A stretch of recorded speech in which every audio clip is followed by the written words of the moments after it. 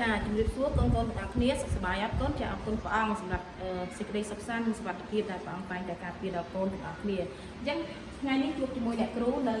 ថ្នាក់ទី4មេរៀនទី23ចាចំណងជើងមេរៀនថ្ងៃនេះគឺតម្លៃអប់រំនៃរឿងចាអញ្ចឹងអ្នកគ្រូថ្ងៃនេះបង្រៀនកូនពីពាក្យន័យដូចអញ្ចឹងមានពាក្យខ្លានិងប្រហាអញ្ចឹងយើងដឹងហើយเนาะពាក្យន័យដូចគឺជាពាក្យដែលមានន័យដូចគ្នាហើយមិនឲ្យល្បះមានន័យផ្សេងហើយយើងអាចជំនួសគ្នាបានតោះឥឡូវយើងមកមើលពាក្យខ្លាអញ្ចឹងខ្លាន័យដូចជាមួយនឹងមិត្តភក្តិគូកនម្នាក់អញ្ចឹងយើងមើលទាំងអស់គ្នាសម័យឥឡូវយើងហៅថាមិត្តភក្តិតែការមុនគឺខ្លាហើយខ្លានេះគឺសំដៅទៅលើមិត្តភក្តិដែលប្រុសចាប្រុសភេទដូចគ្នាគេនិយាយថាខ្លា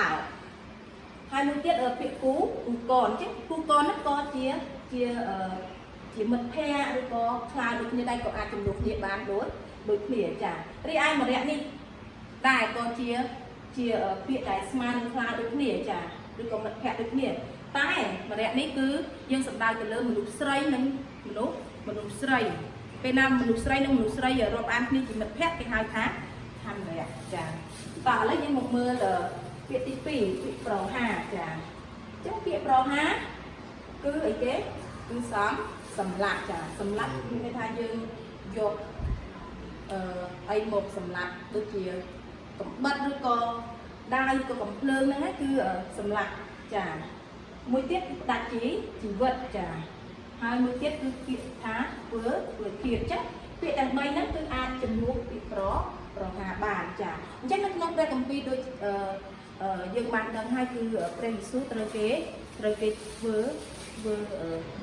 ប្រហាចាទៅប្រហា